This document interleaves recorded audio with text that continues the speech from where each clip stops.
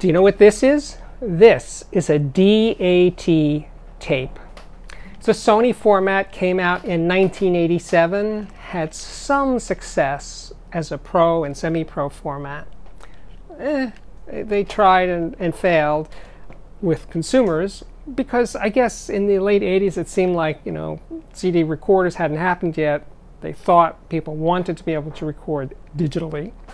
So the DAT was born. Now, the DAT is not like an analog recorder. Analog recorders, as you may note, have stationary heads. The head in this, the record and playback head in this, is a helical scan head. It's a little drum. It's pretty much like a mini version of the drum that's in a VCR, like a Beta or a VHS VCR. And the tape is 4 millimeters wide. It came in lengths up to 180 minutes. You know, I remember being mystified at the time why this was happening. It just seemed like it had zero potential. And there was also this other format around the same time called DCC, the digital compact cassette. Now that looked like an analog cassette. And an analog cassette, which I wish I had one to show you at this moment, is about twice the size of this.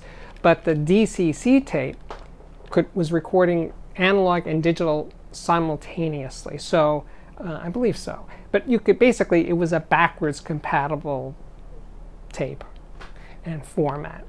It was an even dumber idea than the DAT tape. But it also came and went without anyone much noticing. Although that whole format had more support from record companies, and there were more pre-recorded DCC tapes that came out of DATs. It's just a handful of pre-recorded DAT tapes. But this came into focus for me a few weeks ago because an old friend of mine, JC, remembered, I had no memories of this, he remembered that I recorded a rehearsal session of his in a New York City loft on a DAT machine. He doesn't live in New York anymore. And he said to me, do you still have that tape? And if you do, could you get it transferred to some kind of file for me? And I was like, okay, I didn't remember. At first, I didn't remember making the thing. And then, sure enough, he was right. And I did have the tape. I eventually got the tape. And then I looked around for a place that would do a transfer. It took a little while. Found a place. And it was interesting, the guy who runs it, and I will link to it directly below if you ever need a DAT tape transferred. He told me the problem with doing these transfers nowadays is that the tapes are really finicky about the playback machines. So if it was recorded on a Sony recorder, it probably wouldn't play back on a Pioneer recorder. So he actually has 6 or 7 old DAT machines exactly for that purpose, that he's trying to make it most likely that he'll be able to do it with any tape. And he said this one was fine and it played easily, and he made a transfer. I listened to the music. I do remember being there. I don't remember what was going on. It was a rehearsal, and JC plays drums, and the drums are clear. I guess that was my prime directive for making this tape. That's that. But it started me thinking about this format, and how so many formats come and go without anybody remembering them, really, because there's just it just didn't have any reason to exist. Was the primary reason why they failed, right?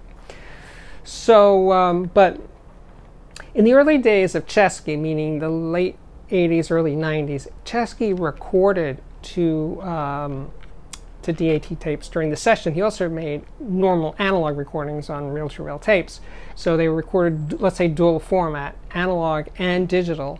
And at the end of the session, Bob Katz, the recording engineer, me, and David Chesky would each leave with a DAT of the tape. So tiny, you just drop them in your pocket. And that way, if something happened to somebody and we lost the tape, we wouldn't have lost that day's work. So I actually had a bunch of these from Chesky sessions, and I just was thinking about it a lot, and you know, it's just one of those things. I will try to get around to doing more videos about other forgotten and useless formats. You know, most forgotten formats are forgotten because they were so poorly conceived and useless. That's why they're forgotten. If they were good, they probably would have had some success. But these two, DCC and DAT, and I do have a DCC tape somewhere, but I couldn't find it in time to make this video, they deserve to fail. And fail they did. If you have any experiences with DAT or DCC tapes, share your memories or your present use for them in the comments section below. They were all standard resolution machines.